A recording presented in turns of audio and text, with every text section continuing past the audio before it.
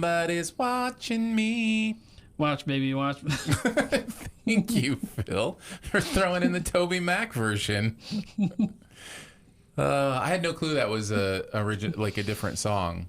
Oh, yeah. Before Toby Mac did it. That's how sad I am. I am very, very sad. That's all right. Have you heard Toby Mac's new remix album? No. It's great.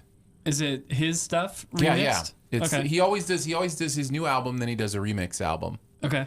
Of his own stuff. And often I like the remix album even better. Okay. Well, welcome. Thank you for joining us for this live recording of SiftPop. We appreciate you being here on the YouTube channel.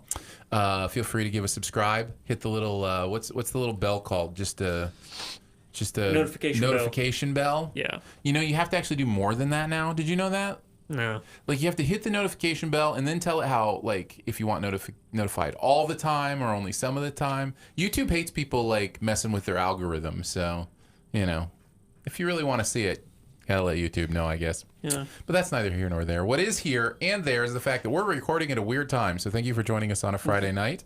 Why are we doing this again? Somebody's going to see Weird Al? Yeah, I'm going to see Weird Al tomorrow. Uh-huh. So yeah, we should talk about that for our member post show. Okay. So after we finish this up, let's talk about that for our amazing members. I am just noticing, and this is really impressive to me because I have the YouTube up here in front of me. Yeah. And I have my subtitles on for something. In real time, it is subtitling what we're saying. Really? YouTube is. Yeah, and it's getting it right. What? Yeah. I'm watching it right now. Hergel McFlurgerberger. We're a little bit behind right now. We're talking about Weird Al. So it even said member post show. Like, that's really smart. That is pretty cool. Now I'm talking about the YouTube app right now, and I have some subtitles, and it's saying the subtitles. You gotta let me know where Hergel McFlurry comes in. It says, what is it? I'm watching it later. Oh, Goal McFlurry. Goal McFlurry is what it came up with. Just so you know. All right, thank you. That's my new stage name. Hi, I'm Gold McFlurry. That's a great name. A great name. So we are going to go into the podcast now. Thank you for joining us. Feel free to hit us up in the chat. We'd love to say hey. But let's get into recording this show. Did you say gold or goal? Goal. Although either one is great. Yeah. Hi, I'm Gold McFlurry. That's going to be my new character, like whenever I want to get real radio. Like, you know, that Sunday radio. Yeah. There's always either the, hello, how are you doing this morning? Or there's the, hey, welcome to the radio. Yeah. And like, there's those two guys. The radio pukers. Yeah, exactly. Yeah. No, I like Gold McFlurry. Yeah. He kind of has a George Takei thing about him. Oh, my. I was always Richie McKenzie. Richie McKenzie? Mm-hmm. That sounds like a baseball announcer, actually. Yeah. Hey, it's Richie McKenzie with you on 101.7 News FM, and we've got a lineup for you that you're going to love today. Oh, man, that is Gold McFlurry. That's what that is. Do you ever watch Brockmire? I've heard of it. I really need to we're doing way too much content before the actual podcast starts. Yeah. Maybe good outtakes for you, Phil, if you want to use them. But Brockmire is what's the dude's name from The Simpsons? Hank Azaria? Yeah. So Hank Azaria has a show called Brockmire now, and he's a minor league baseball announcer trying to make his way back up to the major leagues. He was a major league baseball announcer who had a breakdown on the mic at a game where he just started saying all sorts of really inappropriate things. But the funniest thing about this show is he is that perfect baseball announcer imitation voice, but it's all throughout his real life. So like he talks like that. He talks like that in real life, and it is really funny. What network is it on? I wish I could remember. What's it called again? Brockmire. Okay. I feel like maybe AMC.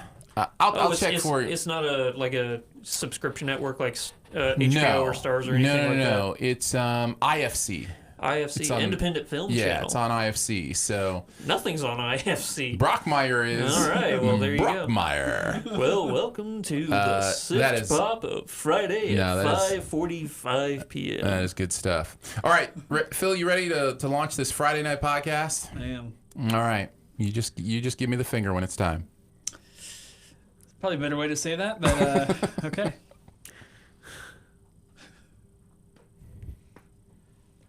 That last one was a really good pop.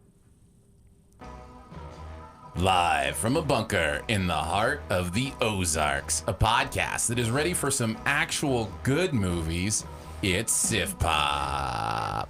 Savage Burn 2019. Welcome to SiftPop, streaming live most weekends or available to download later in your podcast feed. Unless, of course, you're a patron. Patrons get perks. Patrons get those perks. McFlurry. I'm your host, Aaron Dicer. He's my tuned in and tubular co-host, Andrew Ormsby. Did it! Oh boy! And each week we'll chat about movies, television, and whatever else from the pop culture universe is on our minds. Oh, I can't wait for next week. You might quit after next week. Why is with the threes? Yeah. Well, we'll have to wait and see. Yeah. I have no idea what's happening. You could do try something like trifecta. It's possible. That's possible. I'll try to come up with something. Yeah. How you doing, man? Good. You? It's time for another podcast. We're Yeah. recording this a day early. Yeah. Because I'm going to see Weird Al. Yeah. And I think we'll chat a little bit about that for our SiftPop members for the Yeah. bonus podcast, because we do one of those Patrons get perks. every week. But I did just see something before we came in here, and I don't think it's on your Do We Care, because it was just happening today. But did you see that Reuters News tweeted something? I know you're off Twitter now, by the way. I should mention that. Oh, yeah, So I deleted it. You deleted Twitter. But they tweeted a picture out of Kirsten Dunst getting her Hollywood Star of Fame. Who's Reuter? Is Just it like the a news, reporting it's thing? a Okay. news reporting service. Okay. And the caption for it was Kirsten Dunst, best known for being Spider-Man's girlfriend, Oh no. is getting her Hollywood Walk of Fame star. Like, of all the stupid things to put in your tweet, like, were they was it supposed to be a joke? It's weird. It's really weird. This is a news service. Yeah. Spider-Man. Did they say Kristen or Kirsten? I think. Oh, wait, Kirsten? Kirsten Dunst. Yeah, Kirsten. Okay, yeah. Yeah. My guess is she's not getting the star because of that role. I'm guessing Yeah, not. maybe teenage suicide or, heck, even season 2 of Fargo, She's an amazing actress. You can't just make her an object of a movie, Well, go all the way back to her first movie. I mean, maybe not her first movie, but Interview with a Vampire. Interview with a Vampire. She was incredible as a kid, Yeah. So yeah, that was that was one of those things. She's Mary Jane. Not only that, she's Spider-Man's girlfriend. Yeah. And of course, that is kind of there is a little political tinge to that too, right? With the whole Mary Jane thing. Like, Mary Jane has become like a politically charged word even in kind of pop culture, right? Isn't that? Oh no, Mary Sue. I'm thinking Mary Sue, not Yeah, I Mary was Jane. like, whoa. No, I totally got that messed up. My bad. Anyways, I thought I'd bring that up in case you hadn't heard it. That was not on the list. Twitter, man. But thank you, because it was a rough week for Dewey Oh, Cares. was I know it? we're not there yet, but ooh, man. We joked about last week, because it was so cram-packed of info that they just didn't. They should have spread it out over the 2 weeks. For me, they should have spread it out for me just to make it a little bit easier. But it was rough. Well, we will get there. We're going to have a little bit of a different show this week. Not only are we recording a day early, we don't have an official review this week. There wasn't really anything coming out that we were dying to talk about. And so we figured we'd take this week to do some fun stuff. We're going to get to the results of the Summer Sum game. So we'll take a look at both how the SiftPop gurus did at this game, and then also how how you did as well. I think we had like 110 entries or something like that. We had a lot of people joining in and playing. I won. So we'll see. No spoilers. We'll get there. We'll see. So we're gonna take a look at that. Then we're gonna do a little bit of a 2019 awards preview. We're gonna kind of look at what's ahead of us. Finally excited to see some high quality movies possibly coming out. That's gonna be fun. So we'll talk about movies that have already come out that we can see maybe vying for awards. There aren't that many of those. And then we'll look ahead to the future and see what we think may be vying for Best Picture. So that's going to be kind of a little bit of a awards preview / fall preview, all that kind of fun stuff. And then, of course, we'll do a Sift Quest on the streaming wars. Somebody asked about the streaming wars, so this will be interesting. And then, of course, we've got some buried treasure to talk about as well. But let's kick it off with some Do We Care? Every single week, I scour the internet to find out what is going on in the entertainment world. I try to pick 3 topics for us to discuss, and we must decide whether do we care or not. Number 1. Actually, I am excited about this one right here.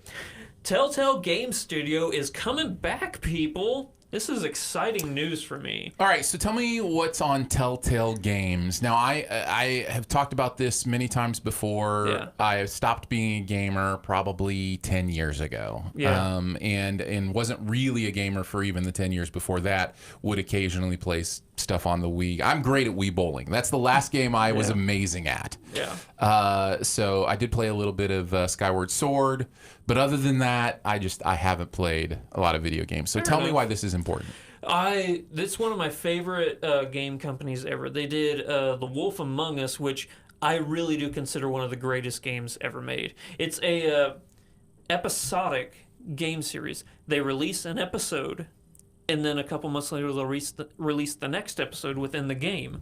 So it's like you're watching a movie that you get to interact with. It's a choose-your-own-adventure company. Every single game they make has a choose-your-own-adventure element to it. They made a Batman game where, you get to decide, am I going to decide to do this next mission as Bruce Wayne, the charismatic debonair man, or am I going to be sneaky and do it as Batman? I'm not trying to be trite here. Aren't all video games choose your own adventure? No, like it's literally like it's a decision, like 2 choices or 3 choices. Like decision tree kind of stuff. Yeah, kind of like one of those choose your own adventure books, like if you want to do this, go to page 2. Except this time it's, push X or O or B or whatever console you're playing on.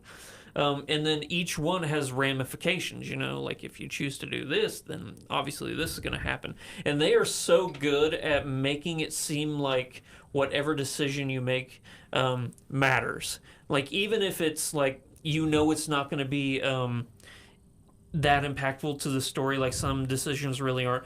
But for the story you want to tell yourself, you can see like, oh man, choosing not to help this person, even though it's not like life-threatening or anything like that, it's going to have impacts on my relationship with them. And I kind of like that character, but I know I wouldn't make this decision, Yeah. But then there are those, life-changing, decisions, and all their games are like that.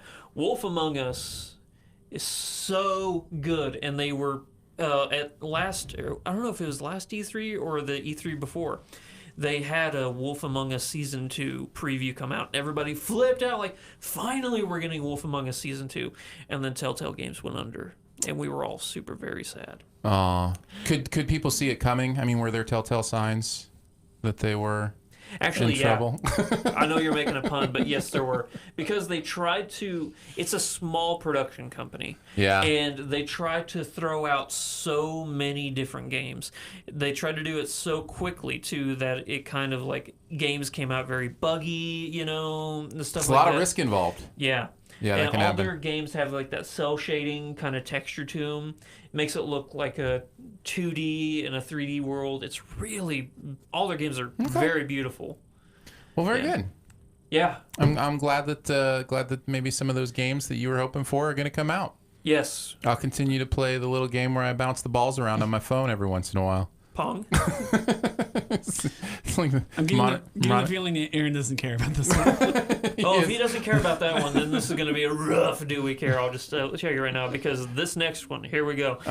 Number 2, it is rumored that at the end of this year, Comcast is going to let go of Stars. Oh, interesting. This kind of plays into our, discussion of the streaming wars later. Yeah. It's fascinating to watch these big companies decide what's important and not important, in their content library. Yeah. I guess what hits has Stars put out? Like, what's their big performer? Actually, they really have a bunch of them. I really liked Ash vs. Evil Dead, but that's probably the only thing that I've checked out. That you've checked out from Stars? I know they have stuff that I've heard people talk about, but, it's just never been something. And I think probably those audiences aren't big enough to build a, like a content library long term off of. All right, here we go. Ash vs. the Evil Dead. Mm-hmm. The 2 Spartacus shows. Okay, I don't really know anything about those. Black Sails, which I don't even know. I've heard about that. That's a pirate show, right? Power, which I don't know that one. Yeah. Power or Powder? No, Power. Okay, all right. Yeah. It's this show. It's an audio podcast, Andrew. Outlander, which a lot of people watch. And then there's 2 shows called The White Princess and The White Queen. I don't know either of those. Wow, that seems very racist. You sure? I think it's like Snow White, possibly. Yes, I'm just kidding. Yeah. Anyway, that's. I mean, they have it. black sails, so they're. Yeah. Oh, that show just ended a couple years ago. So. I think this is probably just as most of them are, a money decision, right? Sure. Yeah. Speaking of money decisions, number three. Number 3. After all of their acquisitions, Disney could potentially lay off around 4,000 employees from the former Fox properties. Yes. Ugh. I guess the big ones getting hit are National Geographic, which makes me sad, and some of the more niche ones like FX. I heard Fox Searchlight was getting hit a little bit. Yeah. This is rough. And I have a somewhat unpopular philosophical opinion about these kind of things. It is not a human opinion. You ask me my human opinion, my empathy opinion is different than this. On a philosophical level, growth, change, evolution are always a part of life, right? I remember somebody calling when our radio show, when I talked about how the Postal Service was trying to figure out how to survive, right? The band? And yes, the band, the Postal Service. It only came out with one album. Because obviously text and email, and we can just talk to each other, digitally anytime we want.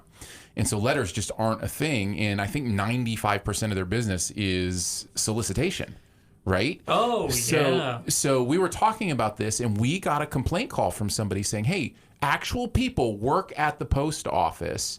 We need to do our part to send more letters to keep them working at the post office. And I thought, well, that's kind of a backwards look at how things change, right? Now, this isn't exactly that. This is different than that in many, many ways. But I think there are some same principles to take from that, which is things change. If people, can pursue their gifts, their talents in different ways, there are different options to do that. Yeah. I hate when anybody loses their job, and I specifically hate when a company takes over and thousands of people lose their jobs. Yeah. Right?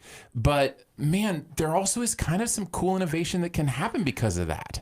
You know what I mean? Like, I don't mean on the big business side. I mean those people who now have to scramble and figure it out and do new things. And, I just think evolution, the pain of growth is real, but how we approach it determines whether it's positive or negative. I agree with what you're saying. And again, this is if I were sitting in a room with somebody who worked at Fox Searchlight and had lost their job, totally different conversation. Yeah. I'm talking on a philosophical level, just thinking these things through. On that part, I agree with the example you gave about the post office and stuff like that. Whenever there's innovation, or you could look at, the fossil fuel industry or coal or anything like that going on. There's innovations in solar and, more clean energy, stuff like that. Sure, yeah. That's all innovation. I don't really see this as innovation. I see this... change. It's change, which I could appreciate innovation, because it's for the greater good, I don't see how laying off so many people just to get your own, people that and trust. I don't see that as innovation. Really. Well, what if it, however, is, I wouldn't call it innovation, but what if it is the change, the natural evolution of having to produce entertainment for much less money? We as consumers are much less willing to spend $200 a month on a cable bill or a satellite bill or whatever. And these come in the deluge of content that's out. I mean, it needs to be whittled down, right? There's too much right now. Yeah. So I do think there is a natural evolution in entertainment of whittling that down. And this is kind of an unfortunate, painful part of that. I think what's easy to say, and there's some truth to, is it always stinks when the big boys swallow up, something and then lay off the little guys. Like that always stinks. And there's good reason to talk about that. But there's also good reason to embrace change, figure it out, have a positive attitude, and go forward, Yeah. So I don't know. I don't know. What do I know? It's just kind of thoughts that pop into my brain. No, whenever it comes to innovation, I'm right there with you. It's just, this is a particularly sad story because it's not the first time Disney's done this. They've acquired something and then there's been big layoffs, Sure. Well, and it's not just something entertainment companies do either. All sorts of companies do this. Oh yeah, big I companies lost a job because it moved to Mexico. So. Yeah, so there you go. So there's a lot of different reasons that things change, and some of them are worse than others. But I think it's valuable to kind of look at all sides. But exactly, that's just me. But guess what? What? That's going to wrap it up for Do We Care? Very nice, very nice. I like that last discussion. Now people can tweet at me on Twitter what a jerk I am. What a heartless jerk I am. They can't be. I can say whatever I want. They can't tweet me. All right. No review today. Instead, we are going to go straight into the Summer Sum Game. So this has been going on all summer. In case you don't know about it, maybe you're new to the show, just to give you a heads up, we play a game every summer. We have our listeners and also our gurus, who are pop culture experts who have been on the show before, pick their top 10 movies, money-making movies domestically over the summer. So, and put them in order. Take a guess. How do you think they're going to do, right? Yeah. Then at the end of the summer, which is this weekend, I almost said Memorial Day, Labor Day weekend, we tally up and see the points, and you get 10 points if you hit it right on. So if you picked a movie at number 3 and it came in at number 3, you get 10 points. Otherwise, you get 7 points, and then on down from that. So if you're 1 away, you get 7 points. 2 away, you get 6 points. So there's a nice little bonus for nailing it on the spot. Yeah. And that matters. The winner almost always wins because they nailed several of the picks. Those bonuses really add up. This year, everybody except for one person got the number 1. That is true. Avengers Endgame came in at number 1. Let's do that. Let's start there. Let's just take a look at what the final standings were. That's a good way to start this off. So at number 1, Avengers Endgame made $858 million domestically. I should also mention these are numbers before this weekend. These numbers will change slightly after the Labor Day weekend. Yeah. It will only affect one spot on the list, and I'll talk about that when we get there. But yeah, and that's how the contest goes. We don't wait to see how much they make overall total by the time everything is done. We tally it up and then cut it off at Labor Day weekend. So Avengers ends up at about $858 million. Lion King 2019 in at number 2, $514 million is where it stands right now. That is a giant gap. That is, well, it's kind of interesting, right? Like the first 4 are pretty clearly drawn, right? Then you go down to Toy Story 4 at $427 million, and you're like, that's only half of Avengers. And then you're like, that's over $400 million domestically. It's crazy for how bad movies have been this year, how much money they all made. Yeah, so far, Disney. Yes. Our first non-Disney, technically, although Disney had a large role in it, Spider-Man Far From Home coming in at number 4 with $380 million, just beating out Aladdin. Disney. 2019, also Disney, and at number 5 with $353 million. Those 5 were the big money makers. Yeah. Really, it's 1, 2, 3, and then 4 and 5. It's really like the tiers are really impressive here. Yeah, and then after that, it's really close. It's very close. This is the one that very few people got. I'm surprised it got John this much Wick money. Chapter 3 in at number 6. $170 million. Good for John Wick, you know? That's impressive. Yeah.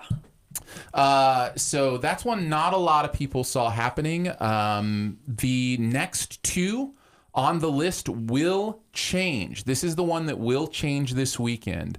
Unless something very strange happens. The Secret Life of Pets 2 currently has $157 million.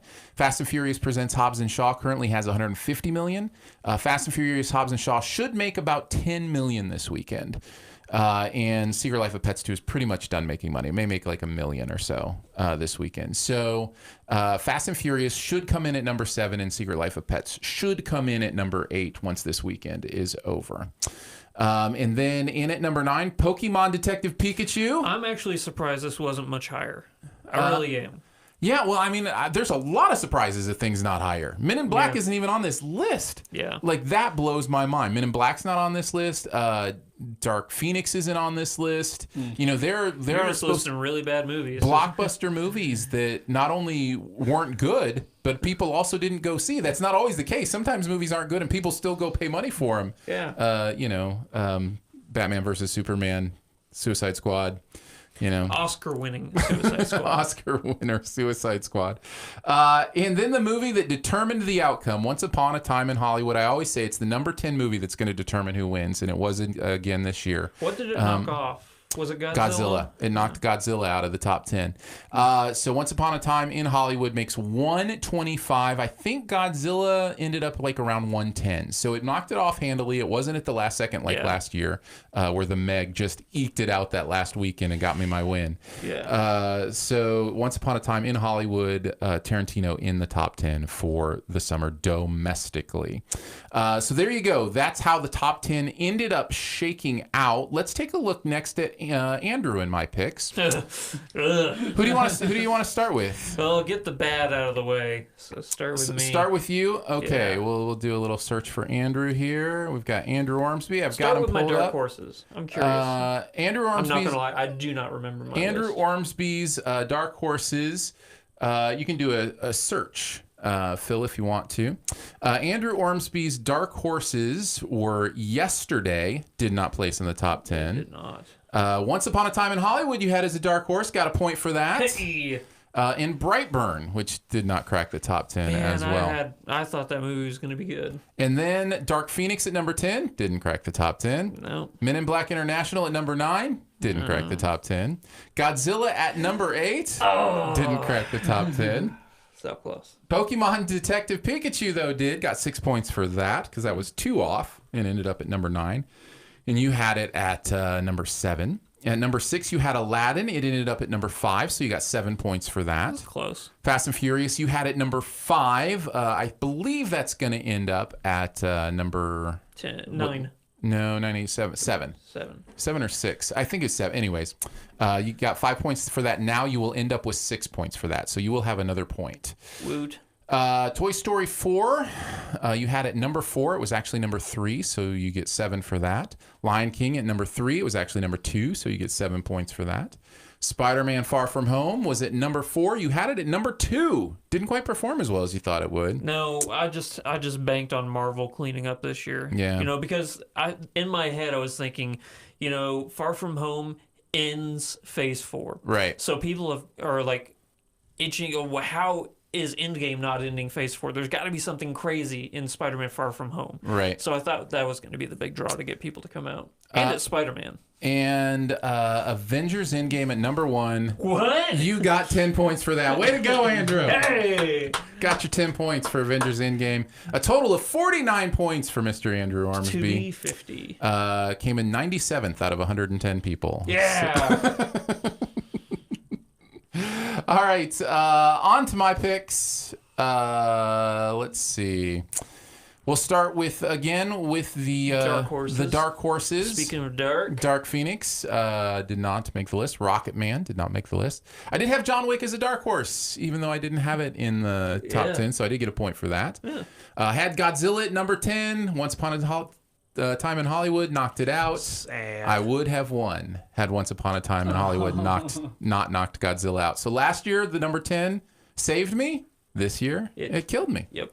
And that's how it goes. Because I also had Pokemon Detective Pikachu right at the exact right spot at number 9. So 10 points for that. Men in Black International did not make the list. I'm actually good. I think that's the most surprising one to me, is that a Men in Black movie didn't even crack the top 10. Didn't even crack the top 11. Yeah. I'm glad that bad movies don't make. I am too. That's fine with me. I have no problem with it. It's just, it's very surprising.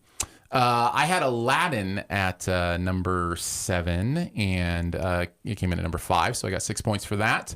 Secret Life of Pets, I had all the way up at number 6. I'm still surprised that movie. I know it's, you know, off by a little bit, but I'm still surprised that made the top 10. Yeah. Because there was a whole bunch of kid-friendly movies that came out roughly around the same time as that. I thought it was just going to get swept under the rug. Life of Pets 1 made a ton of money, you know? Yeah. So it's very interesting that it didn't come up higher, but I got 7 points for that. Fast and Furious got 5 points for that. I will end up getting an extra point for that. Although I will end up losing a point for Secret Life of Pets, so that kind of balance out. My score will stay about the same. Yeah. Spider-Man Far From Home, I nailed it number 4. Boom. But I had Toy Story and Lion King reversed.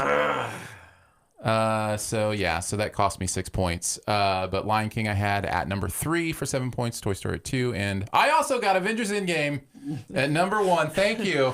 Thank you very much. Didn't you say everybody except for one person? Everybody, one person. I know this one person. I work with this one person. And I think he knows he made a mistake.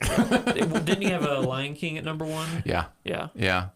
I think he knew Avengers was going to make a ton of money. I think he just really thought Lion King was going to blow everything. I think he thought it, was going to make $1 billion domestically. Like, he just really thought Lion King was going to blow up. Yeah. So. Well, that's the problem. I mean, it kind of did. Over 500 million ain't nothing. He wasn't issue, all wrong. It's the issues with these remakes. You're going to have people going, well, I've already seen the animated version. I don't need to see the new animated version. Well, especially when your new animated version is exactly the same as the old one, except worse. Yeah. You know what I mean? It's like the only differences are things that make the movie worse.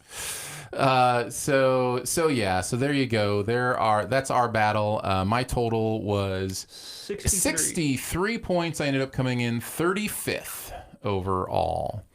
All right, let's move on to the final guru standings. So we'll look at this first. So the guru standings, these are just the SiftPop gurus.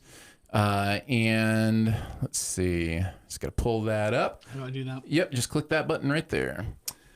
So hey! let's work our way up, shall we? Danae came in with 46 points at 13th. There were 13 gurus that played this year. Andrew at number 12 beat Danae by 3 points. Yeah, I did. Good job. Take that, Danae. Josh in at number 11 with 50 points. Jonathan I'll tie Pala with Josh. Cool. at number 10 with 51 points. By the way, there is a tiebreaker. You may not know this. If you have the same amount of points, whoever had the most exactly right is the tiebreaker. So that's why you will see some people in that have the same amount of points that are in a different place.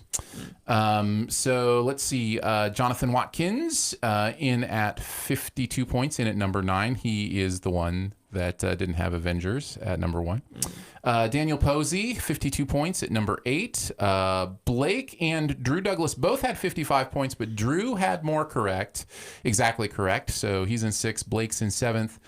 Curious Low in at number 5. Nice. Then the CinemaSins guys. Man, they cleaned up this year. Chris Atkinson, 61 points. Jeremy, 62 points. Me, 63 points. Those CinemaSins writers know what they're doing. I was going to say, all those CinemaSin guys. That trifecta. But in at number 1 by 1 point, it's Jack from the Horrible Movie Podcast. Well done, good sir. Now this showing those CinemaSin guys who's the boss. This is where it gets interesting, because if you look at Jack's list here, it's very similar to mine. In fact, he also has Godzilla in at number 10, which I didn't. Remember how I said that kept me from being first? Do you know why? Because he also had Once Upon a Time in his Dark Horse. Dark Horses, and that 1 point was what made the difference. Dude, he put Shaft in his Dark Horses. He did. And honestly, I think that should be negative a point. Can we all just agree on that? Can we just all agree that putting Longshot and Shaft in your Dark Horses should eliminate a point or two? Shaft is actually my mom's most anticipated movie of the year.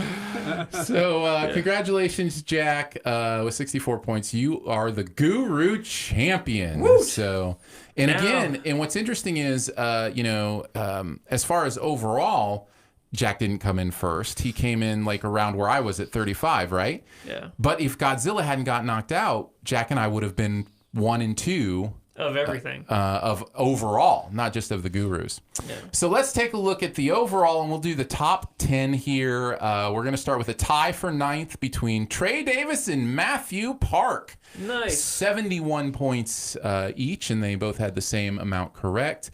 And then we had Malini Coria, I'm going to say, 72 points, came in at number 8. Gideon Patrick came in at number 7 with 73 points. Magic Mur 20 came in at number 6 with 74 points. Number 1 Waluigi fan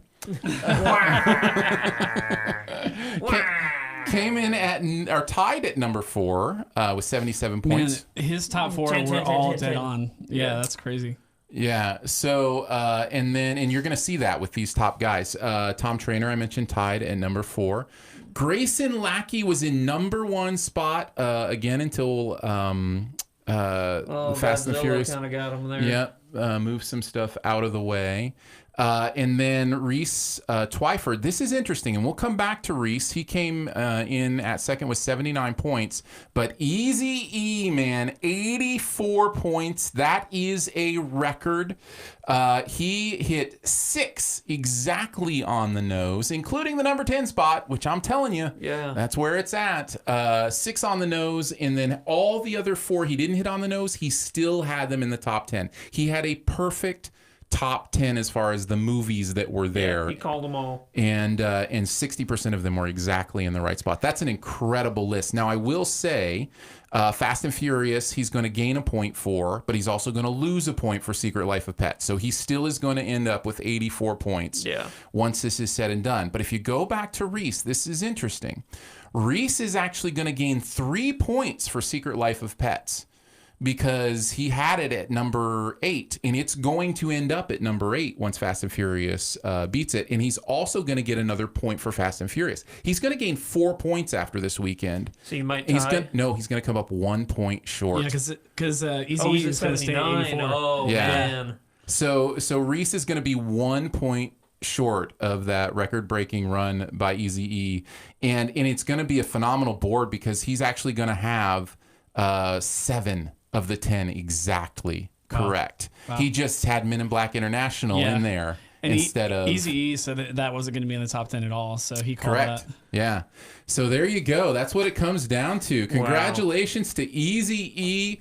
Connect with me on Twitter. Send me a DM, and the reward, as always, is you tell me what you want said, what you want promoted, whatever. We'll talk about it right here on SiftPop. So you just let me know that. And Jack from the Horrible Movie Podcast, you can let me know as well. Yeah. What you want us to say for your winning speech. Congratulations to all of our winners. Yes, and thank you so much to all 112 people that played this year. Very excited, and congratulations to all 92 that beat Andrew this year.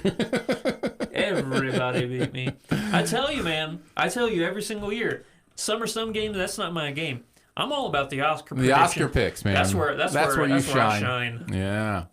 All right. Let's move on to the awards preview for 2019. This will be a little bit interesting. Speaking of Oscar. Yeah, exactly. Yeah. Speaking of the Oscar picks. Nice transition, Andrew. Was that intentional? No. Okay. At all. Not even joke. Yeah. All right. Well, it was well done anyway. Thank you.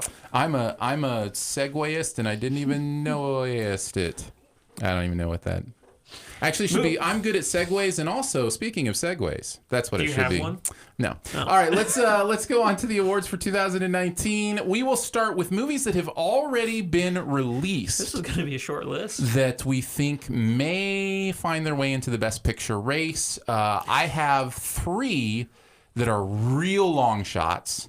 I have 2 that I think might even be somewhat likely, and I have 1 that I have no idea about. Yeah. So so I have 6 that have already come out that I would talk about. So I have 2 that I would even consider even talking about. Okay, what are the 2 they're probably the 2 that I think have a good shot then, I would imagine. Toy Story 4. Oh, interesting. I had that in my long shot category. Really? Yeah. Once Upon a Time in Hollywood. I think that's almost a guarantee. Yeah. I think that is the one movie that's already out. Yeah. That has the buzz, has the pedigree, all that kind of stuff that people are still going to be thinking about, when the awards come around. I thought about putting Us on that list. That's in my long shot list. But I don't think that it lives up to what everybody remembers from Get Out.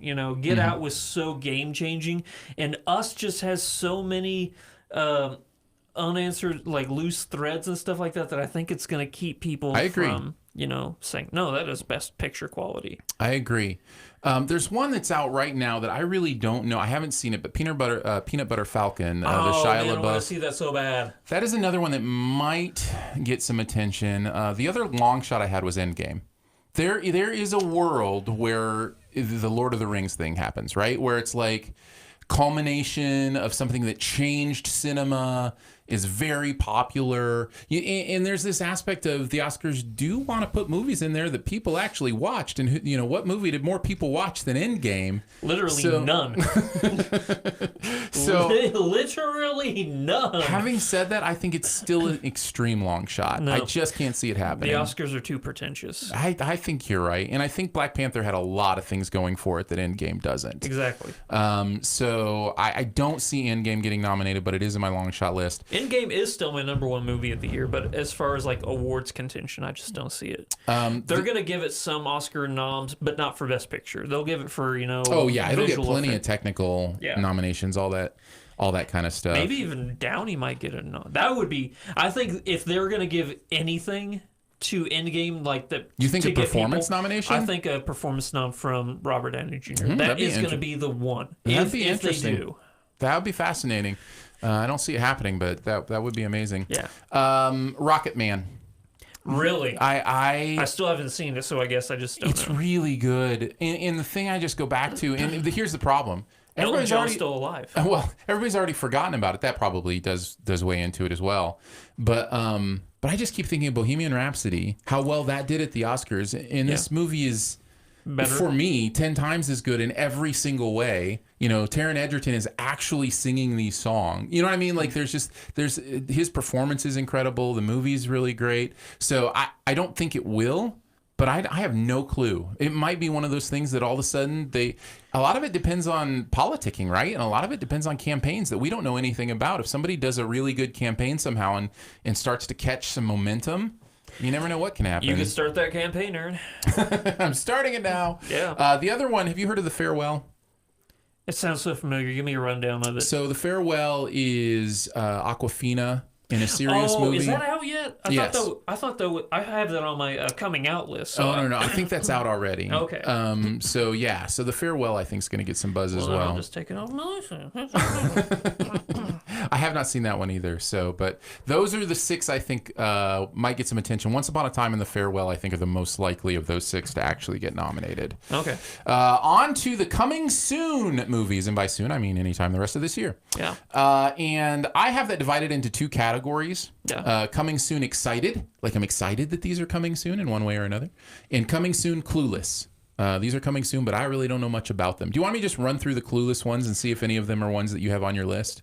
Yeah. Just in case you know something about them. Well, I did my list differently because I was still thinking in my head awards contention. So I only picked these are awards contention. Yeah. These are all movies I think could be in awards contention. Okay, but you said what movies you're excited for. I'm like, I got a whole bunch of movies I'm excited for that I don't have in my awards contention. Correct. So that's why I was awards confused. contention movies that I'm excited for. Okay. Yes, just to clarify. Cool. So I have 6. Do you want to just go back and forth? Sure. Because I have a feeling that you're just going to knock off like all my list. Well, and this is the reason I think maybe I should knock out the clueless ones first, and then we can talk about ones we're more ready to talk about. Okay. Rather than just kind of going back and forth. So let me knock off these real quick. The Goldfinch. Have you heard of the Goldfinch? Yeah. That's one that I really don't know much about. Yeah. But it's definitely got the right, pedigree to it and sounds interesting. Everybody loves Taron Egerton. Motherless Brooklyn. Not Taron. Yeah, Ansel Elgort. Ansel Elgort. Yeah. Motherless Brooklyn. I do not know this. So this is Ed Norton's that's coming out. I think he's directing it too. Yes, he is. So directorial debut. I think he's directed before. I could be wrong about that, but the point is, it's getting some buzz, and it might be interesting. Again, these are my clueless category, though I really don't know a lot about these. Pain and Glory is another one that's coming out that's getting a lot of attention. And again, I don't know a lot about it. Judy. Have you heard of this one? Judy Garland movie? Yeah, the Judy Garland movie. Yeah. Could be very interesting. Could be one of those big performance movies. It's insane how much she looks like it. It really is, although this is an audio podcast, Andrew, so nobody can see that. Just Mercy is another one that's coming That one up. I do not know. Apparently Phil doesn't either. I couldn't find any images on it.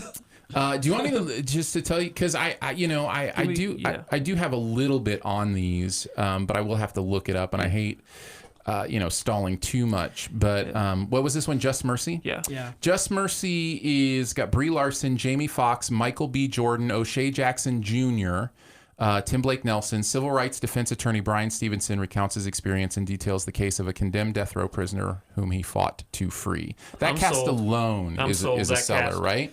So, you said Michael B. Jordan, Brie Larson. I'm not even going to... And Jamie Foxx. Everybody you listed right there, I'm like, okay, you sold me. Yeah. So that's Just Mercy. The Last Thing He Wanted. This is a journalist quits her newspaper job and becomes an arms dealer for a covert government agency. This is Anne Hathaway, Willem Dafoe, Ben Affleck, and Toby Jones. Wow. So great cast. And that's a Netflix one, by the way. Several of these actually are Netflix. Yeah. The Good Liar is also coming out. That one does sound familiar. That's a... Oh, yeah. I do want to see this one. So what do you know about this one? Just those. I saw I saw actually this exact image, and I'm like, oh, so yeah, I'm there. This is a Bill Condon movie. Ian McKellen, Helen Mirren are in it. It's a seasoned con man finds himself growing to care for the woman he orchestrated his latest scheme against after meeting her online. Okay. So yeah. That's good enough for me. Like I said, I just saw Sir Ian McKellen and Helen Mirren. I'm like, yeah, I guess I'm gonna be there. This could be an awards contention, but I couldn't quite put it under ones I'm excited about. Cats. Yeah. It could. It could. You never know, right? I know everybody's kind of saying, that they think it's going to be a hot mess, but I don't know. People love that musical. Do they? Do they really? Yeah, yes, absolutely. I know it's the most popular, but I think that it hasn't aged great. Dark Waters. Have you heard of this one? No. So Dark Waters is Todd Haynes directing. Anne Hathaway, Mark Ruffalo, Bill Pullman. And Anne Hathaway's putting in work this year. This one's the corporate defense attorney takes on an environmental lawsuit against a chemical company that exposes a lengthy history of pollution. It's Aaron Brockovich with Anne Hathaway, apparently. Nice. Let's see. Harriet. Do we know this one? Harriet. Oh yeah, Harriet Tubman movie. Yeah. So that's another one. I mean, this movie looks good. This movie looks really good. Have you seen like a preview or anything? Yeah, there's trailers out for it. Okay. Yeah. And you've seen them and you think it's going to be good? I have seen them and I do just think it's going to be good. All right, and The Aeronauts. Yeah. Was one of the other ones. And anything with hot air balloons. Yeah. Anything with Eddie Redmayne and hot air balloons, I'm in. All right, so those are the ones I'm most clueless about that will possibly even likely be in the conversation. Is that fair to say? Like want, if we're gonna do an awards preview, we should even mention the ones that we just don't know a lot about that are gonna be there. Now the rest of these are ones I know a little bit more about and I'm a little more excited for. Okay. So let's go back and forth, and I will start since I have a longer list. I'll just say up front, I have mine from least likely to make it onto the awards list all the way up to most likely. Okay. Yeah. I like that. Why don't we just go through yours and then I'll just fill in the gaps with the other ones that I have. Okay. So since you put them in an order like that, I like that. So what's your least likely? Ad Astra. Yeah, I agree. Yeah. I'm excited for it though. Here's the thing. I'm super stoked for this movie. Yeah. I really am. I think it's going to be great. I love Brad Pitt, man. Yeah, I do too. Is it possible Brad Pitt's underrated? With his many great things this season. I know people love him, and I know he's a great actor, but... I think he suffers from the pretty boy effect, he's just the beautiful possibly. Face. But he is a good actor, man. He is so good. Well, he's just a great presence. He's so charismatic on the screen. Yeah. It'll be interesting to see him come out with Ad Astra, and then also already have Once Upon a Time in Hollywood, on his resume this year. There's several actors and actresses putting in multiple work this year, so... Yeah. We'll probably talk about Adam Driver at least 3 more times before we're done here. Yeah. I don't think... Did I email these to you, Phil? My picks? I think he has pictures for most of them. So okay. My number 5. Not that people need pictures because it's an audio podcast, but well, it's I don't want to ruin Phil's day by having him just quickly search for stuff. So right, got it. So number 5. I honestly do think that this could be a awards contender, but like I said, it's pretty low on the list. I have Joker. Oh, yeah. It was on my list, too. Was it? Yeah. I have it lower than Ad Astra, probably. Although, who knows? I mean, it's not... I mean, we were just here with Heath Ledger, right? I mean, the Oscars have nominated a Joker actor before. And I know you don't watch trailers. No. But is it a great trailer? The trailers that are out make this look like... unlike anything I've ever seen before. As far as like superheroes. It doesn't... You could have had this trailer if you did not know anything about Batman or the Joker or anything. You wouldn't know this is a superhero. It's just... I think that's great. So it's very, like, naturalistic. It just feels like... It feels like Paul Thomas Anderson directed another movie with Joaquin Phoenix. And I know he didn't direct this, but it just feels like it's just that weird, dark, messed up, creepy. And I think out of all the performances this year, just from the trailers alone, I can see Joaquin definitely getting the nom. I even like how they've worded the plot synopsis. A failed stand-up comedian is driven insane and becomes a psychopathic murderer. Yeah. You know, it's like, that's the movie. It's not about superheroes and villains. It's, you know, that's interesting to me. If you, I think it's The Killing Joke. It could be The Killing, it is The Killing Joke, where The Killing Joke is a graphic novel about the Joker, really. And there's sections of it where they go back into the Joker's origins, the possible origins of the Joker, with him being a stand-up comedian and stuff like that. It feels like it might be loosely based on that. It is a period piece, which I do find interesting. And Joaquin just looks... He's making this role his own. He's not trying to copy Mark Hamill, Heath Ledger, Jack Nicholson. He's not trying to, or Cesar Romero. He's not trying to copy any other Joker. It looks like it is his. De Niro, of course, Zazie Beetz, in there as well. Mark Maron, I think, is in this movie too. Which is funny because he was trashing superhero movies for so long. Now he's in one. He has opinions, right? Yeah. And his opinion is that, you know, superhero stuff is kind of kiddie stuff to him. He doesn't feel adult enough to him to merit his time. But this certainly feels adult enough, doesn't it? Yeah, absolutely. But speaking of De Niro, at number 4, I got The Irishman. Irishman, yeah. I think this is Netflix's big push this year. Oh. Doesn't it have to be? Oh, yeah. I mean, they've got a couple that are in contention. We'll talk about another one that I really think is going to be good here in a bit. But The Irishman, man, I was just talking with somebody about this just yesterday. Does Scorsese still have his fastball? Can he still make a good movie? I think he can throw a curveball, but as far as a fastball... See, I didn't like Wolf of Wall Street, and that's the most recent one that a lot of people talk about really enjoying. The last one I really enjoyed, I mean, I don't know. Hugo? Maybe Hugo's the last Scorsese movie I really like. It's interesting. Shutter Island, maybe. Because I love Scorsese. I'll just throw that out there right now. I love specific movies of his. Like, some of his movies are like top 100 movies of all time for me, and then other movies I'm like, Did you ever see Silence? Yeah, I didn't like Silence. Yeah, it's a little pondery. I think we reviewed Silence. I think we may have. I actually enjoyed it more than most people. Yeah, but it's a slog. Yeah, it's a slog to get through. I just wonder. I'm excited for this. I'm excited. Of course, I don't even like the stuff of his that a lot of people think's great, like Goodfellas and that kind of stuff. So I shouldn't say I don't like it. I have weird things that make it that makes it unenjoyable for me. But you talk about like sorry, I got a fan.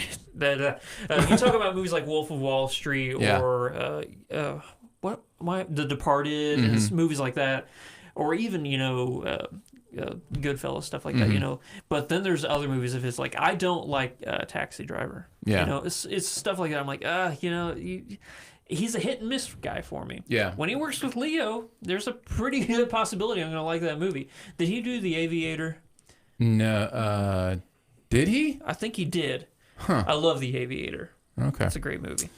I think that if you're a classic Scorsese fan, that this is just hitting all the boxes for you, because it's Scorsese with the old crew, and you're thinking, maybe he's gonna, do it again. He's going back to what he knows. But I don't think he's ever, lost his touch or anything like. Right. So as far as lost his fastball analogy, I don't think so. I think that I don't know. I was just asking. Every single director throughout their career evolves and changes a little bit. So of course, I'll be interested to see. How do you feel about the running time? What is it, like 2.5? 3.5. 3.5. Whoa! What? 3.5? Yep, 3.5. Well, I mean, yeah. See, this is what I always say. There's no such thing as a movie that's too long. There's such thing as a movie that's too boring. You know what I mean? Like, if I'm enjoying the world, give me 3.5. I sit down and I binge TV shows for 5 hours. Like, it's not. It's just it's how you use that time. Maybe the fact that it's on Netflix, you could take a break if you need to. Yeah, you could. That is true. Yeah. All right, what do you got next? After The Irishman, like I said, now we're getting into the movies on like these top 3. easily can see being in the awards contention. Ford versus Ferrari. Yes, absolutely. Very excited for this one. Very much so. Very much so. Great trailers, great cast, great premise. It's based on a true story, and the Ford Ferrari stuff. I grew up in a house that really appreciated like cars, not racing so much, but like we had our specific cars that we were allowed to like and stuff like that. Ironically, Ford and Ferrari were not one of those. 1966 is where this is set, and James Mangold directing Christian Bale and Matt Damon. I mean, I'm in just on that. I don't care what it's about. And the fact it reminds me of when Ron Howard did Rush. And I was like, Rush came out of nowhere. And I was like, I'm not really a car guy, but I'll see this movie. And I was like, oh my goodness, this movie is great. It's one of the best movies of that year. So I'm kind of getting those vibes here where it's like, I'm not really a car guy, but man, this could be amazing. Yeah. So. Yeah.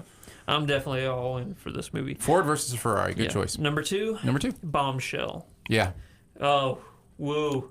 I mean, look at how much Charlize Theron looks like Megyn Kelly. It is an audio podcast, Andrew. Nobody can see. We're on YouTube. It is terrifyingly. We're not even in. Is that all that matters to you? No. Because did you like Vice? A lot of people didn't like Vice, but man, Christian Bale sure did look like Dick Cheney. You know? No, it's not all that matters to me. I think this is going to be a fascinating story, but it's. I can't put into words how much she looks like Megyn Kelly. Yeah, here's my thing. It is another in a spate of movies about true story movies about very recent events. Yes. And this is happening more, like the turnover on this stuff is quicker and quicker. They made a George Bush movie while he was still in office. Right? Yeah. So, like, it's part of me is like, can we let this story breathe for decade or so and then tell it, because I think you'll have a lot more understanding of nuance and details and that kind of stuff. But at the same time, there's a political element to it. At the same time, you're going to give me Charlize, Nicole, and Margot. Yeah. I mean, no, Charlize isn't in this movie. They have Megyn Kelly playing herself. Oh man, I'm so happy Nicole Kidman is still killing it. She is killing it. I am going to officially say, I think Nicole Kidman is the best working actress in Hollywood right now. Shots fired. Yeah.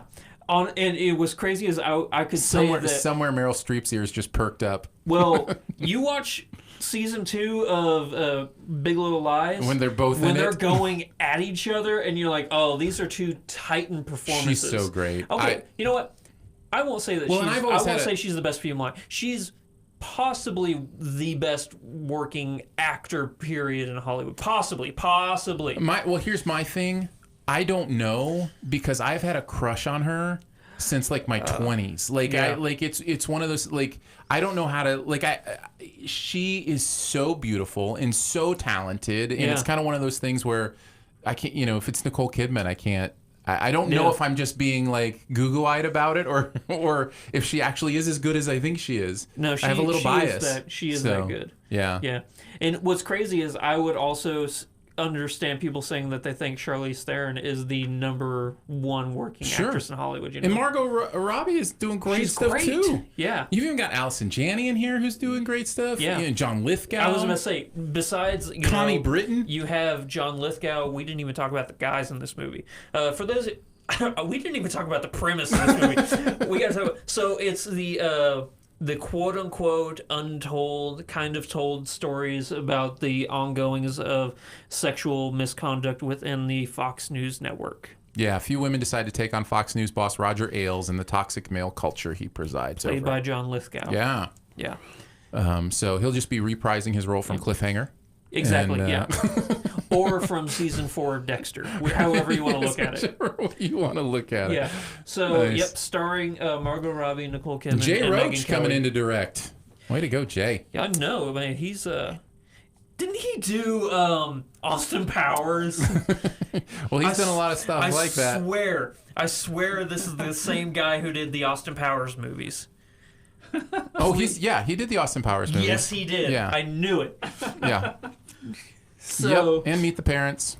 Yeah, exactly. Yeah. So I think it's fascinating. You look at these directors who started off with these comedies, and now they're doing these amazing, dramas, that are just captivating. Well, They're all politically driven, sure, but I think the one that I really liked was Trumbo. Did you ever end up seeing Trumbo?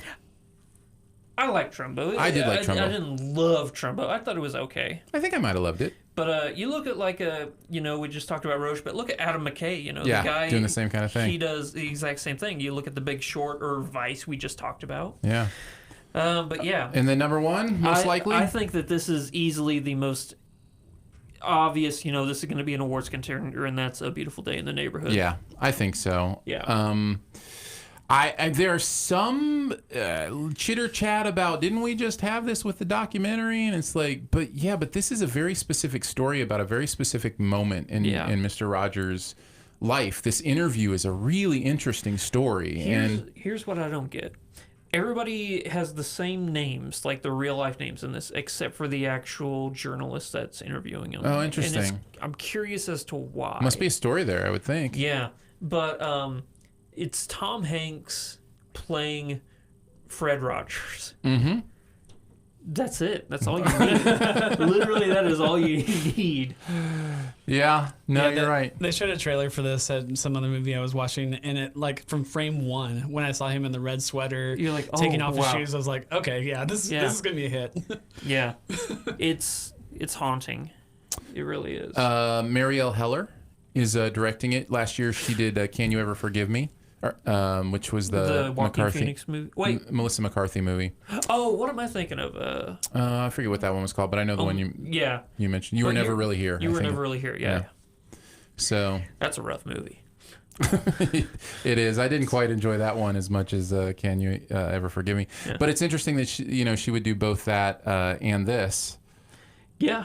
So yeah, she's flexing her muscles. She's got some range.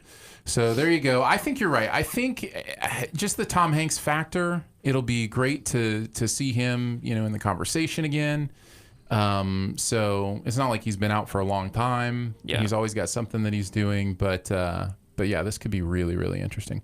So here are the other ones that I'm excited about that you did not mention. Okay, yeah. That I think could be an awards contention. I think Downton Abbey could be an awards contention. These kind of movies get a lot of that attention. And it was always looked at as a really classy TV show, and these are great actors doing great work. So I guess I need to watch it. You've never watched the TV show? Not a single second. It's very much a soap opera. Don't get me wrong; it is a soap opera, but it is the most well-done soap opera I've ever seen. Like, the characters are well drawn, well written. You feel everything they're feeling. Like, it's pretty impressive stuff. Like sands in the hourglass. So is Downton Abbey. These are the Downtons of our abbeys. I think Gemini Man could get a little bit of buzz for Best Picture if it hits right. Yeah, I think that I thought about. Why are you laughing? I think that's crazy. I'm sorry. It's an action movie. It's just because it's Ang Lee. I agree with 99% of your opinions, Aaron. So the main awards site has it in the top category for possible Best Picture nominations in leading contenders category. Fools. No. Honestly, it's an action movie with really good visual effects.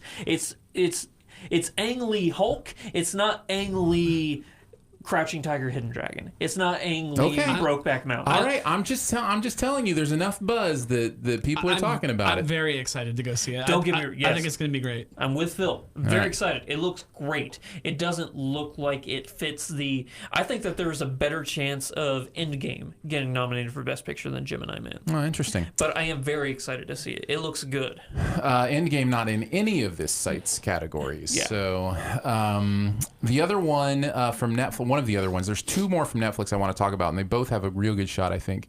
The Laundromat is one. This is Soderbergh's award movie this year. And of it's course, Meryl Streep, anytime Meryl Streep steps on screen, she, Oscar nominations drop from the sky. So it just happens. Gary Oldman as well, who just won an Oscar. So you've got, two of the big names on there. Antonio Banderas, David Schwimmer, Will Forte is in this movie as well.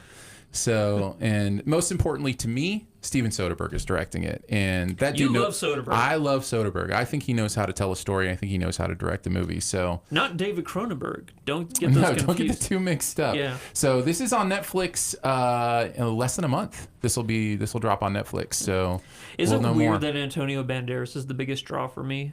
Just No, because sure, I've always hey, found him to to be each the their most own. fascinating actor. Yeah. But Meryl Streep, I mean, Little Women. yeah, man. I mean, it's yeah, Greta you're Gerwig, right? You're right. Saoirse Ronan and Greta Gerwig. Florence Pugh, It's- who's having a moment. it's- Timothy Chalamet. This is an awards movie waiting to happen. It is, and Is this the one with Emma Watson? Yes. Emily Watson. Emily Watson. Yes, no, Emily. Emma Watson's in it. Um. That's literally her right there on the left. Did I grab the wrong picture? Or? No, No, you're right. You're right. Okay. you're right. Yeah, Emma Watson's in this. You're right, and especially, and I hate saying this because it sounds like it's a negative, but people have to realize that there are political incentives to every single nomination. And female empowerment is very strong right now. I'm not trying to take anything away from performances, directing, how good this movie could be, but that is a driving factor in awards. And I think that the star cast alone looks phenomenal. You have that female empowerment driving force. It's a very famous story, Little Women. And Streep's in this one too. Streep is So in this Oscars are going to drop from the sky. Exactly. It's just not what happens. Out of all of the people in this movie that I think have a chance, it's got to be Saoirse Ronan. Saoirse, man, I love Saoirse Ronan. I think she is the next Meryl Streep. I think she's going to be the one she's that incredible. that just starts cleaning up, like from a young age. Just starts, Please, if you haven't, go back and see Brooklyn. Oh, I thought you were going to She's- say Lady Bird. No, I mean Lady Bird's great, but a lot of people have seen that. But if you haven't seen Brooklyn, man, that movie's so good. So I think this will be in the conversation. That's just Yeah, you're 100% right. You are.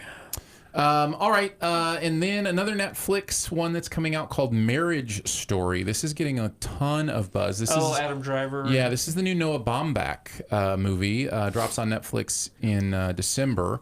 Adam Driver, Scarlett ScarJo. Johansson, and Laura Dern. Story following an unfolding divorce that spans from New York City to Los Angeles. So yeah, I think this one has a lot of potential as well. And again, one of 3 Netflix movies that I think are going to be could be big contenders in the awards this year. Laura So, Dern in both of those movies that you mentioned. Yeah. But no Meryl Streep, so. Yeah. Well, what are you going to do? She can't be in everything. All right. These are Unfortunately. a little less likely, maybe, but I think we should talk about them because I think it's possible. Jojo Rabbit. I think Taika Waititi could make some waves here. It could possibly have the Captain Fantastic, the little film that could. Yeah. Well, and it's controversial enough that it's going to be in people's brains. With everybody playing Hitler. Yeah. It looks fun. Honestly, I know it's Taika Waititi doing it, but it looks so much like a Wes Anderson movie. Yeah. No, I can see that. Of course, I haven't seen It's the very trailer. symmetrical.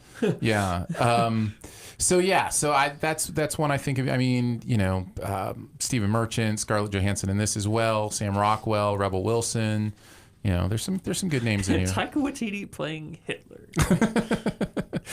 This one I'm super excited about. Lucy in the Sky. Oh, This is yeah. Noah Hawley, who, by the way, just finished the series finale of Legion. So now I've seen all 27 episodes that are. I think they're done. And man, did that show get good. Whew. That show was always good. Well, maybe, but I was confused for a lot of that Okay, first season. the But once I show- locked into what they were doing, The show became accessible yes. and Well, understandable. Yes, yeah. For me, at least. I mean, maybe some people got it the whole time, but I think Noah Hawley is so talented. Natalie Portman, of course, is amazing. Yeah. Zazie Beetz in this as well. John Hamm. I always called it Noah Hale. I guess I'm wrong. I think it's Noah Hawley. Yeah, you're probably right. There's 2 L's. So this is the story of a female astronaut who, upon returning to Earth from a life-changing mission in space, begins to slowly unravel and lose touch with reality. I think this. I mean, Noah Hawley doing someone losing touch with reality. I mean, that's bread and butter. Right? So, yeah, I think this could be really good. This is my most anticipated film, although I don't know how likely it will be to get the nominations. Knives Out. No. Don't think it's going to happen? No. I mean, they do like Ryan Johnson. That cast is crazy good. Yeah. I like two of Ryan Johnson's movies. Yeah. Yeah. So, One of them has to be the Star Wars one, right? Like, obviously. Obviously.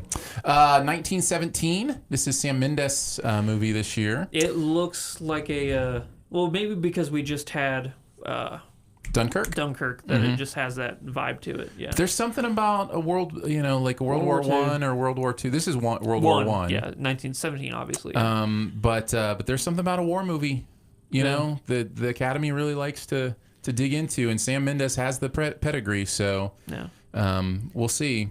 And then I'm super excited about this just because of the director.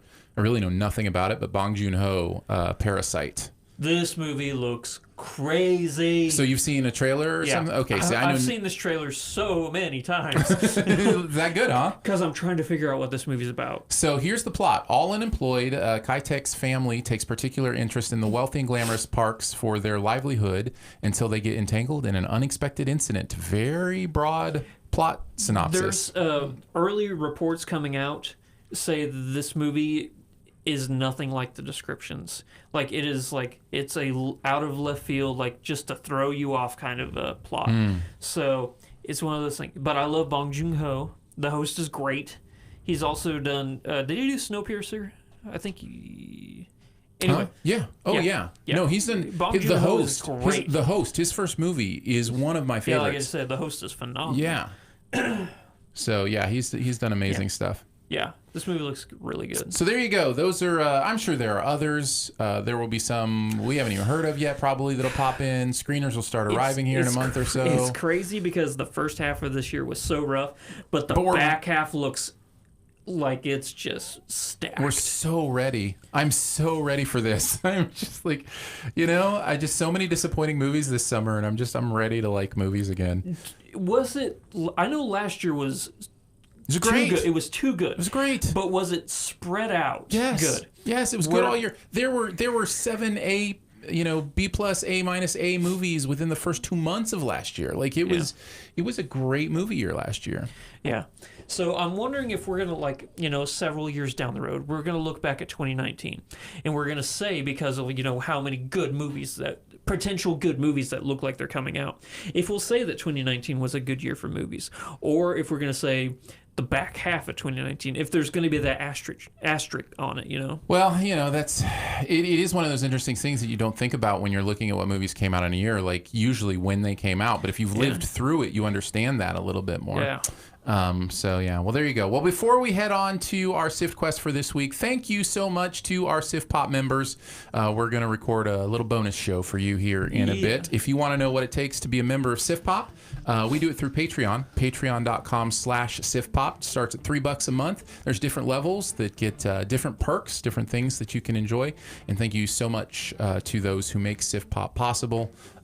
We truly, truly appreciate you. Your giving humbles us. It's pretty amazing stuff. Thank you. Thank you. All right, on to the Sift Quest. This one says, hey, guys. Hello. With all the Disney Plus announcements, do you think that Disney will have the upper hand in the streaming wars? How would you rank the streaming services, both for you personally and how successful you think they will be? Thanks. Woo. It's a big question. Yeah. Do we want to break down the players first? I got a question about the players. Yeah. Are we counting Disney Plus and Hulu in the same category? I think so. Okay. Yeah, it's the same. It's the same companies. But I'm just saying, like, you could have Hulu on its own, and you could have Disney Plus on its own. Sure. Yeah, so, I think we'll talk about it from the perspective of culmination of both. Yeah, of like who owns what. Then I think it's a pretty simple top three. Okay. Yeah. Top three that you're excited about, or top three that are going to be successful? That will be successful. Okay. Yeah. You want me to go ahead and just... Yeah, go ahead. Easily Disney Plus is number one now. Uh-huh. It's taken the reins. I agree. It's taken the reins. In both categories for me. It's the one I'm most excited about, and it's the one that I think will be most successful. Yeah, I think that Disney Plus is just going to dominate. Then I still have Netflix at number 2. Yeah. I still have Netflix at number 2. Yes, as this image is showing of Mickey Mouse smashing the end down into the box. Oh boy, guess who's the big number 1 player on the streaming service? Oh. That was really good. Oh, thank you. Oh. I'll be Mr. Netflix. Ouch, Mickey, get off me. I'm Mr. Netflix. Stay down there, you punk. Oh, this is my game now. Oh no. But I do think that Disney Plus is going to be easily number 1. But still, I do have Netflix at number 2. People say that Netflix is dying. I don't think we're going to see the end of Netflix for a very long time. Because if they're going to put out quality content like these movies coming out, I think they went with a quantity over quality kind of thing. If they can change that to a quality over quantity, maybe lower Yeah, because their price. they can't compete on quantity anymore. Yeah. Yeah. Because everybody's seen all of the shows that they've had forever, and their everybody's- originals are... Everybody's going to be pulling their branded content over time. You know what I exactly. mean? Disney stuff is coming off there eventually. Yeah. The Marvel stuff's going to be off there within the next couple of years. Yeah. So, yeah, people are pulling their stuff. And then at number 3, just because everybody has Prime, I'm going Amazon Prime. That's my 1, 2, and 3 as well. Is it really? Okay, yeah. Yeah, that's my 1, 2, and 3 as well. Yeah. Disney with Hulu, ESPN, ABC, Fox, and FX, all under their umbrella. Yeah. You can do a lot with that stuff. Then Netflix, then Amazon Prime. I have HBO Max ranked after that. I didn't even really think about like the that's premium Warner. channels like HBO. So HBO Max, well, they're definitely going to be a player. HBO Max will include Warner, WB. They also own TNT, TBS, CNN, those kind of things. So there's that. I'll tell you who I do not think is going to be a player at all, and they really think they're going to be. Who's that? Apple. I know. I don't think Apple's going to be a player. They're way behind. Like, here's what it feels like to me. Apple and Google are so far behind, they have no chance, right? Yeah. But Google realizes it, and Apple doesn't. And I think that, at least that's how I'm picturing it. Like, I feel like Google has stepped back and said, you guys do the streaming wars. Yeah. We're going to own everything else in tech. Yeah. You know? I don't know how Apple doesn't realize they can't do it. I actually did this thing where I prepped for this hardcore. I ranked every service in several different categories. I ranked every service in back catalog, price, new content, interface, quality, auxiliaries, and release schedule. So I'm assuming, based on everything we know, it's going to be Disney as number 1. We don't know interface, obviously. Right. That's unknown for Disney. Yes. Yeah. The thing is, Disney's not number 1 in auxiliaries. Amazon Prime is. The idea that when you subscribe to Amazon Prime, you get all this other stuff. That's true. So it's not just about content. That is the one area that Apple has. If Apple can figure out how to tie it into their huge hardware fan base, which is what they like to do anyway, that is the one avenue that can work for them. Yeah. I don't think it's enough. No. But it could happen that way. I will say, though, it's not a streaming service, but all the movies I buy now, I buy on Apple TV. Yeah. Because I can watch it anywhere and share it with my family. Yeah. You know, like, hey, I just bought a new movie on Apple TV, so you guys can watch it if you want. Like, I just bought, last night I bought Alita, Battle Angel. And my parents were like, what is this Alita movie? I'm like, it's an action movie, you'll love it. So we didn't talk about Viacom, which is CBS All Access, Paramount, Nickelodeon, MTV, Comedy Central, and BEC. That's a decent umbrella. There's some content there. Whenever you listed like a bunch of those channels, I could see them, I don't really see them as players. I see them as being swallowed by... Well, those are all Viacom. I'm saying if Viacom centralized a streaming service that included all of that content... Do they plan on it? I haven't heard anything. No. I'm telling you theoretically, looking down the line of the streaming wars, the content is going to become so important that I think they will. I think they will centralize all their content there. Universal has NBC, Sci-Fi, E! They'll make a play. Universal will make a play. And by the way, Universal's back catalog almost beats Disney's. You know what I mean? Like, if there's anybody that can compete with Disney on like ownership of a back catalog of movies and TV shows, it's Universal NBC. Yeah. So You're right. It's gonna be fascinating to see where it all shakes down. I think you're right. I think for the time being, the top three are pretty obvious. Yeah. I think HBO Max is a pretty solid number 4, and then I think Viacom and NBC will be fighting over that 5th spot. And I don't think there's room for more than 5. Yeah. I really don't. No, because then it's just going to get back to, well, we're paying the exact same amount we were paying for our satellite company or our cable company. Yeah. Well, and we forget all this content is owned by communications companies. Like Comcast is the big owner of the NBC Universal stuff. Viacom is the big owner of the CBS stuff. You know, it's funny to think of how communication companies have become our big owners of a lot of this stuff. So get out of my way! I'm the new big king in the castle. Oh. But I'm Mr. Netflix, and I don't want to die, Mickey. You're about to get a nut on the forehead by the people's elbow. I have a question about Netflix. Yeah. It's kind of a 2-part question. Does Netflix lower their price monthly? And can Netflix lower their price monthly? It's going to be interesting for Netflix, man, because their back catalog is so small. Just the stuff that they own compared to the other players, like it's going to be fascinating. As much as you want them to, they can't survive off Stranger Things or stuff like that. Even though they're putting out 100 movies a year or whatever they're doing, well, only like 12 of those are ones people are actually excited about. You know what I mean? Like, so I don't know. It's going to be really fascinating for them. No, they need to whittle their catalog down of originals. Not only television shows, but also movies. I think that if they can stick to trying to make awards contending movies, like The Irishman or The Laundromat, stuff like that, I think that could be Netflix's new bread and butter. If they evolve into that, and then they switch to only making their high quality television shows, like they just came out with like 5 new shows that are getting trashed. Like I think it's like I Am Mother and After Dark and stuff like that are just getting trashed, and they look like they're big budget shows. I'm like, that is just money wasted if people aren't going to watch it. Yeah. Whittle it down to your great content. That is what's going to keep people coming back to you. I think Disney is, I mean, if anybody's going to keep up, Disney has started a price war. Like for $6.99 for what they're offering, it's insane. And by the way, I've already bought Disney Plus for the next 3 years. I didn't know you could already buy it. There's a deal going on through the rest of this weekend where you can buy 3 years of Disney Plus for $140. $3.88 a month. Well, I'm doing that when I get home. I'm gonna be subscribed to Disney Plus for the next 3 years anyway. Might as well pay $3.88 a month as opposed to $6.99.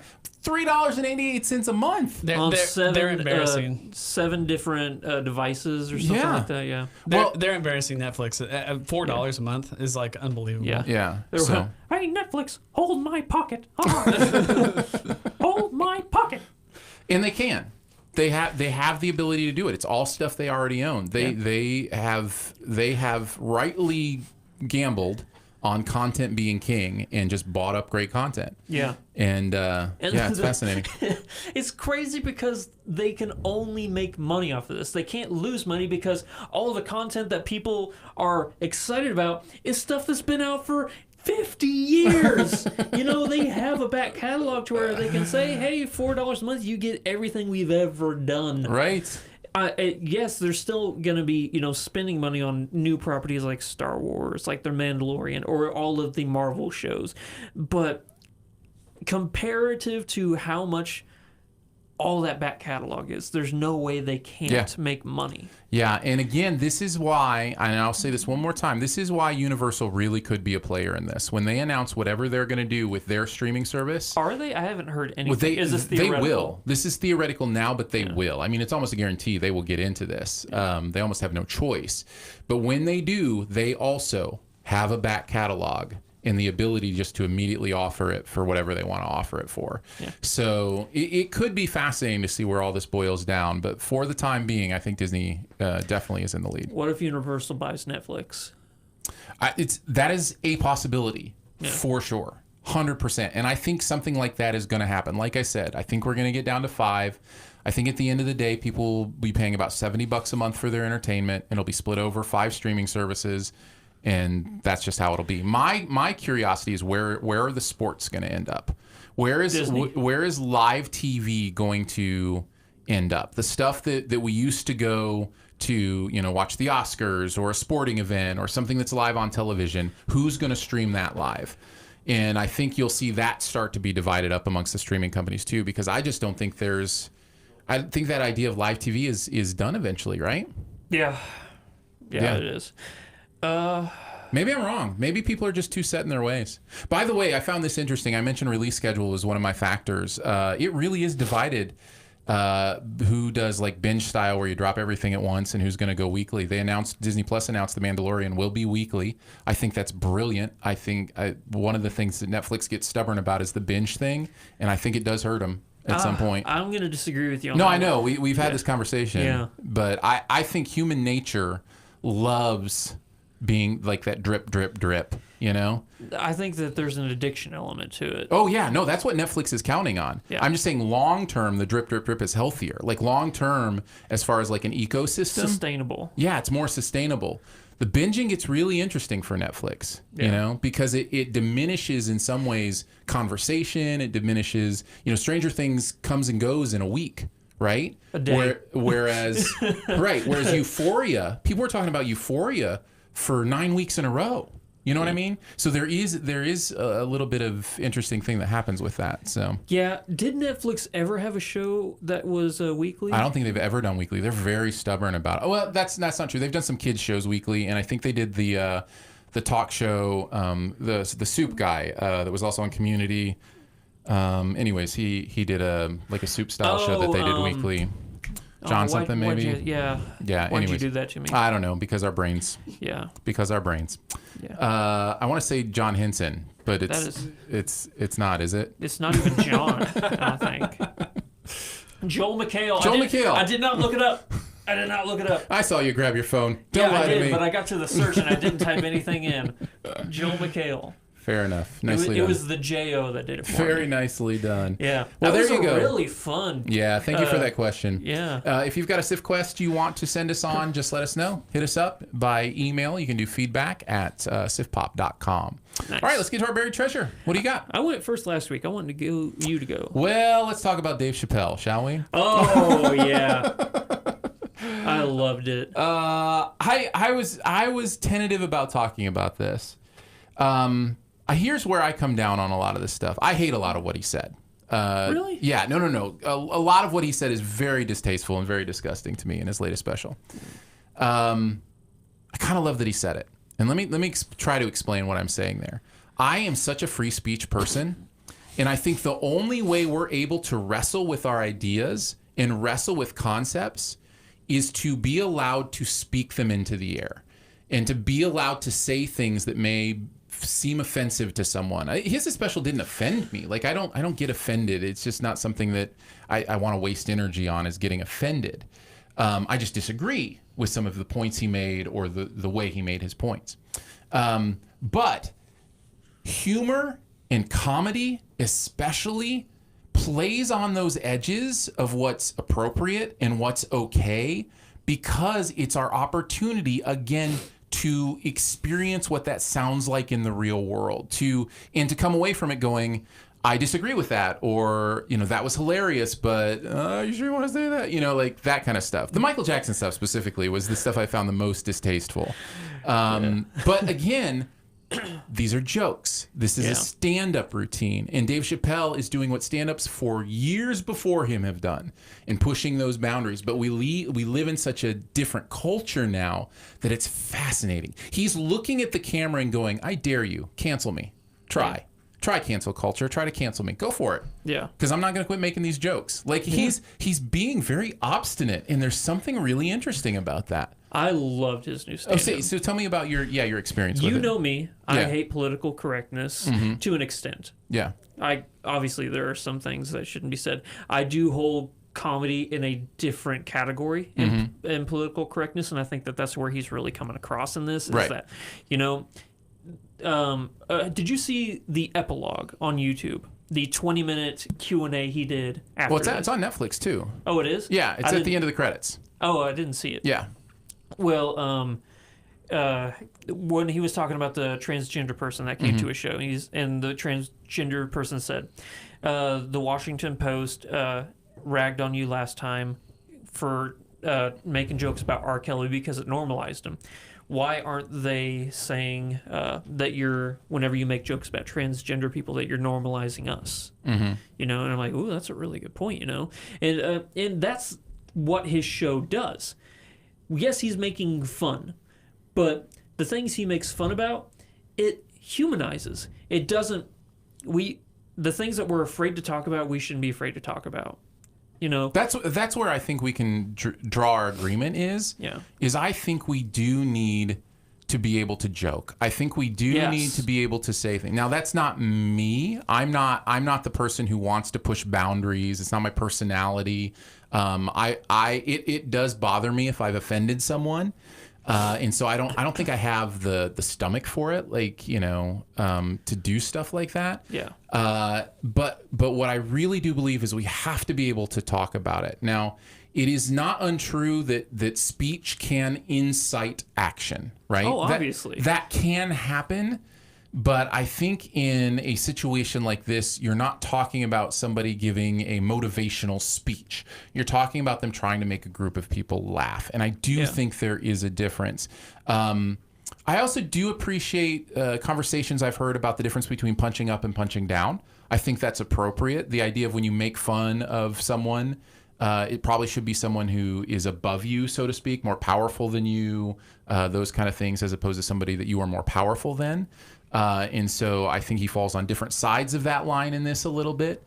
But I will say this about the special. I did laugh. Several times. Yeah. I also cringed several times. I never cringed. And I think that's valuable for you to know if you decide to watch it, is he's not afraid. No, he's not pulling punches. No, at all. Not at all.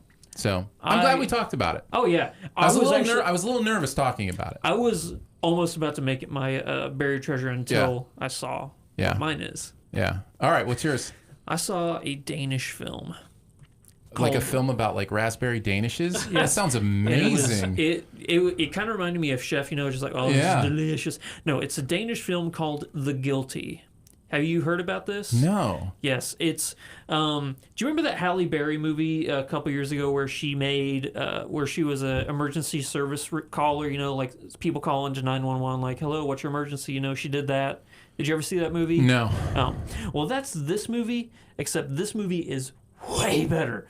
This movie came out last year, and it's the story of an emergency service caller or answerer who gets a call from a lady who is being kidnapped by somebody, and it's kind of like Locke. It never leaves this room. Okay. You only see him That's on the great. phone. No music, nothing. All you hear is just everything over the phone. You see people in the background, like all the other emergency call people, but it's always on him. He is always the person talking, and this whole movie is about him trying to find a way to save this woman. And there is some plot movements in this movie that shook me. I'm like, whoa. Nice. I did not see that coming. That's always fun. If I would have seen this last year, it probably would have made my top 10 movies. Easily made my top 10 movies last year. And 2018 was a stacked year. Yeah, it was. You can watch this on Hulu. I cannot recommend this movie enough. You're getting some agreement in the chat. Really? More than one person is saying yes, yes, yes. Oh, Very man, nice. this movie is so good. I wonder how I missed that. Well, I should have gotten a screener, I would imagine. Really? It Yeah. wasn't nominated for anything. And that's shocking because Yeah. this movie is so good. Because after I watched it, I'm like, okay, was this one nominated for Best Foreign Language Film and I didn't get it? No, it wasn't. And it should have been. This movie's great. The guy could have possibly been nominated for Best Actor. Wow. Yeah. Very nice. And that movie's title again is? The Guilty. The Guilty. Well, the only thing we're guilty of, Andrew, Yeah. is doing a podcast. Oh man, we did it. The show has happened. What was this? 206. Yeah, somewhere around there, somewhere in the early 200s. Yeah. I thought you meant time length. Oh, 2 hours no, and 6 no, no, minutes. no, no. It does feel like we've been going a while. We have been going a while on I this was one. actually afraid this podcast was going to run a little short. Yeah, so was I. Yeah, I think we overcompensated, Andrew. Is that what we did? I think we may have overcompensated I think a we little bit. pushed like an hour 20, something like that. A little bit more than that, even maybe. Really? Thank you so much for joining us today for SiftPop. It is part of the Studio DNA podcast network. You can find out more about the other shows on the network at studiodna.media, or you can just search for Studio DNA in your podcast player. That's one word, Studio DNA. Huge thanks to Andrew for hanging out again. Oh, yeah, thanks, buddy. He deleted his Twitter, so don't try to contact him there. Leave me alone. Huge thanks to Phil. For producing the show, both audio and video. That's right. It's an audio podcast. We do actually shoot this live on YouTube, so you can join us live for these recordings or watch them later on YouTube if you like to do that. Phil has never had a Twitter, so now I'm the only one on Twitter. Much love and gratitude to our SiftPop members for giving monthly to make SiftPop a real thing. Support starts at $3 a month, and you get access to every bonus episode as well as some other fun perks, including the monthly video hangout. You can find out all the information at patreon.com/SiftPop. Lots of ways to connect with the podcast. You can comment, rate, leave a review at Apple Podcasts. We like to read those on here as well sometimes, so throw some stars our way. Or email us at feedback@siftpop.com. And finally, if you're having a good time, your movie-loving friends will probably like it too, so let them know about it, and that listening is much easier than realizing Men in Black will be a dud. No spoilers this week. We already spoiled everything. Yeah. Literally, I think we talked about everything under the sun today. So no spoiler, feels like it. no Sif spoil this week, but we will be back next week to talk a little bit about it, or a little bit about it. I am so stoked. I cannot tell you how excited I am. We'll see you there. Thanks for joining us, guys, on the YouTube as well, on the YouTubes. Whoa, look at that chat. Chat was active. Yeah. Was it? Yeah. Striker Watch says, good show. Yes, yes. Thank you, Striker Watch. Llama Dungeon. That is the greatest handle I've ever heard in my life. Llama Dungeon. Is that from Emperor's New Groove? Yeah. Llama Dungeon. Jay Bourgeois hanging out. Hey. Says, just created a free D23 account yesterday so I could take advantage of this. Yeah, so basically you sign up for a D23 fan account, Disney fan account. You just go to Disney.com or something? D23.com. Oh, okay. And there is a general membership is free. So you just do general membership for D23, and then within 24 hours they'll send you a link that you can take care of. I've already done it, and I've purchased it. So with my Hulu. Yeah, see, that's the thing. I don't know how it'll work if you want to do like the package one. This is just for Disney Plus. Not only do I have Hulu or Hulu Plus, but I also have like Cinemax and stuff, which is all bundled within. Even my HBO, you can bundle within Hulu. Yeah. So I don't know. Yeah. I don't know what to tell you. I don't want to. But at $388 a month, I think even with, that, it would still be cheaper just to go ahead and get it. Yeah. Yeah, there it is. But, yep. So what else was... Oh, speaking of It Chapter 2, Bill Hader getting some Oscar buzz for nice. It Chapter 2. See who else is in the chat. Artist Project was the one that was saying one of the best movies of last year. It's a better version of Locke, he says. I don't believe that's possible. Locke is too great for there to be a better version of Locke. It's captivating. Mark RG in there says hello there. Hello, Mark. Yeah, lots of people hanging out. Here's the thing. The stakes are so much higher than in Locke. The stakes in Locke are pretty low. It's one of the best performances ever out of Tom Hardy. But the stakes are low. The guy's trying to go and see a baby be born while at the same time trying to buy concrete for a building. I know. Well, that's what makes that movie so impressive, right? Is how low the stakes are and how intense it feels anyway. Yeah. Yeah, it's pretty impressive stuff. Yeah. Let's see. Bob V97 says, red hair Ormsby. I guess he thinks the hair looks really red from the stream. Oh, it's blonde. So Clark, is it red? It's pretty red. Is it really? Yeah, it looks pretty red today for sure. No, I'm blonde. Clark Luther says, I'm finally catching a live SiftPop. Nice. So yeah, I guess we'll have to switch back to Friday night, guys. I mean, a lot more action. Oh man. I'm just kidding. I'm just kidding. No. I could be wrong, but I think we had more in the chat tonight than any Saturday we've done. Yeah, no, I think so. Yeah. That's great, though. Yeah, no, it's great. Thanks. Yeah. We appreciate you guys. Thanks for hanging out. You've ruined my day. I'm not red. No, it's blonde. It's blonde. Andrew, it's blonde. I was kidding. It doesn't look red at all. I'm not a ginger Viking. I'm a blonde Viking. Nothing wrong with ginger. Cole Kidman's a ginger. I already talked to you how much I have a crush on Nicole. Oh.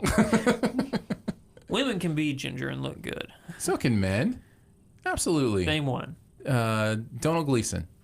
Name one. I like the guy, but he's goofy looking. Is he?